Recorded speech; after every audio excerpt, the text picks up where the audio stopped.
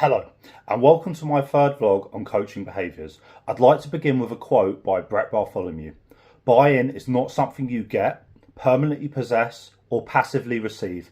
It is a feeling that is built over time, and it must be maintained through a combination of loyalty, results, and consistent positive action. With that in mind, I wanted to focus on my interpersonal coaching skills. For each section, I will highlight and show an example of a coaching behaviour I could improve, explain why this is important, list an action plan, and finally demonstrate a real-world improvement of this behaviour. I have recorded multiple training sessions as my behaviours are likely to adapt according to the athlete and to prevent my tripod and camera interfering with other people's sessions. I typically start the first session of each week with a weigh-in and skin fold measurement. This is an opportunity to talk in private about how the training, nutrition and recovery is going and to share relevant knowledge. I notice that my body language is hunched over and I'm spending most of this time facing my tablet and not making eye contact. Athletes will subconsciously feed off the energy we give them. If coaches exhibit confident behaviours, athletes will be more likely to buy into the coaching process.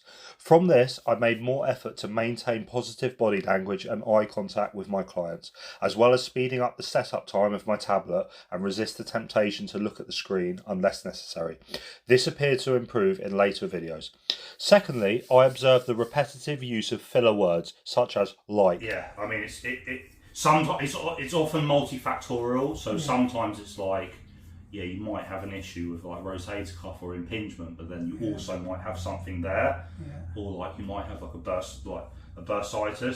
So often there's not just like one thing going on. Filler words provide time for me to plan what I will say next. Filler words are not always bad, depending on the context, but there are situations where they negatively affect the credibility of the speaker and their message. Therefore, I intend to use less repetitive filler words in professional settings. To achieve this, I must speak with confidence, which mainly comes from knowing the subject matter well, to give my full attention to conversations, to be comfortable with silences, and to practice my presentations and speeches. The second thing that I noticed is that I'm missing opportunities to ask my clients to give feedback on how their sets feel, and also factors such as nutrition, sleep, and how they feel about their current program.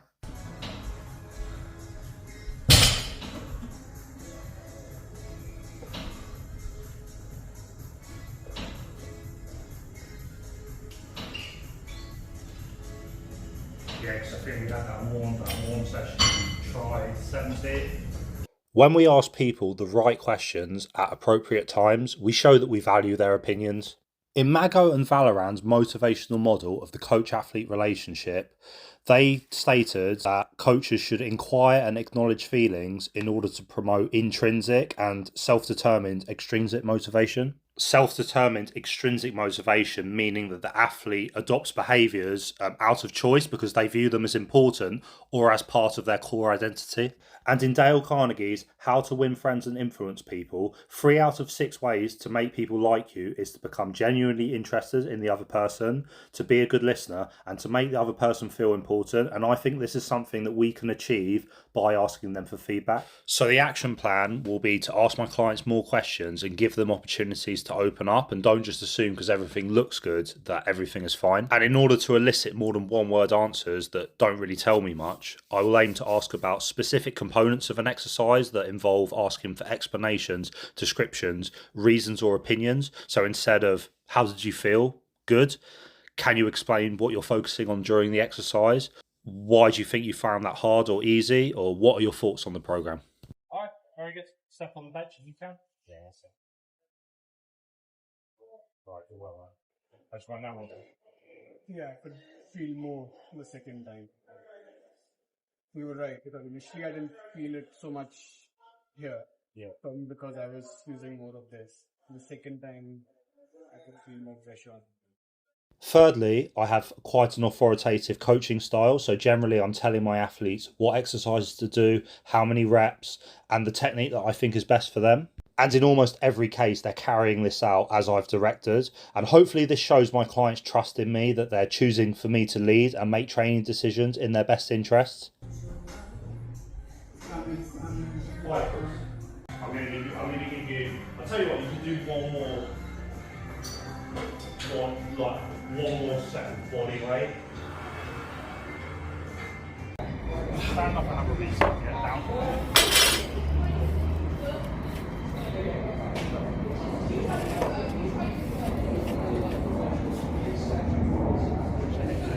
But I think it would be beneficial to allow my athletes to have more input into their own training.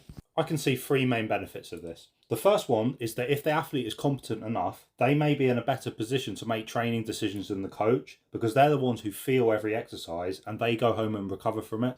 Secondly, it shows the athlete that we trust them. So I think we can all appreciate times where people have put their trust in us and that increases our confidence. It allows us to do a better job.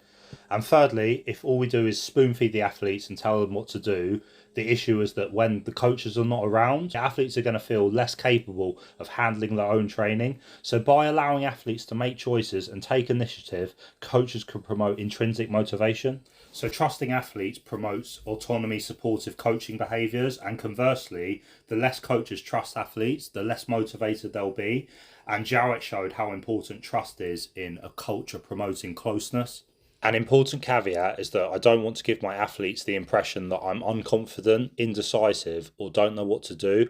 And it would be detrimental to just let athletes do what they want, because to be competent enough to make good choices, coaches need to provide structure that allows them to gain knowledge and experience.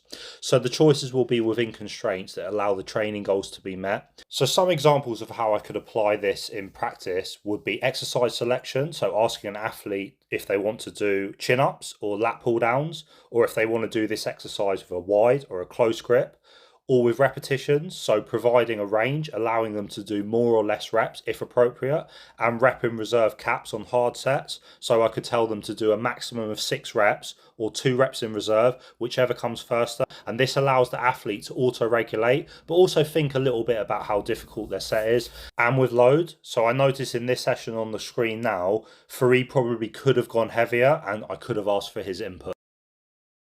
Yeah, that's pretty close. I think probably goes off a bit. Yeah, that's what I said. Is that's not that what's that 70%? Yeah, so 75 maybe, but yeah, 70. Right. Finally, expanding on the training style, I could make more effort to explain the rationale and reason why behind the training program.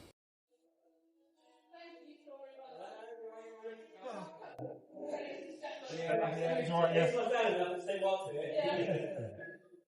Still got if you want to go flat back deadlift, but working on a bit. Yeah, it's just also The back come round a bit. It's not And the why behind our actions is extremely important, because that will dictate what we do, the intent we do it with, and whether we can keep going when it gets tough. So if we don't see the value of something, then when it becomes a struggle or uncomfortable, we're more likely to quit and we're not going to put our best efforts forward. The majority of my clients are interested in powerlifting strength, but for a lot of athletes, they might have the perception that the strength conditioning is unimportant compared to their sport-specific training. So it's essential that we convey how this is going to carry over and improve their game performance. I think one of the differences between athletes and coaches is that S&C coaches have spent hours and hours formulating their beliefs, whereas athletes might be experts in their sports, but they're usually not experts in physiology or biomechanics. So we need to strike a balance between being accurate and speaking up to the athlete and increasing their knowledge, while at the same time being concise and speaking the athlete's language so they can understand. So the action plan on this point is to take the time to explain the rationale behind the exercise session, the sets, the reps, and the execution of every exercise, and to clarify that this is understood by the athlete, and sometimes asking them what they believe the reasons are. You're trying to push yourself until you can't do many more, like that's the point, okay? When you do that, your body starts recruiting the most muscle fibers as possible in order to complete the movement, and then when you put them under mechanical tension, then they're going to be stimulated, and then you go home and you eat and recover. Your arms are going to grow, so you want to grow your arms, have good strength in your arms. This is the sort of set you've got to ace, okay? Right? To summarise, I will seek to improve on the following points: body language, filler words, asking for feedback, allowing athletes to make decisions, and explaining why. On reflection, I feel this has been a very useful exercise for my coaching. I've relied very heavily on Mago and Valorant's motivational model for the coach-athlete relationship and tried to apply its principles. I feel that even as I recorded more videos, I was improving, and I feel my athletes and clients are more engaged as a result. And ultimately, the aim is that day by day, we get a little bit better. Thank you for watching.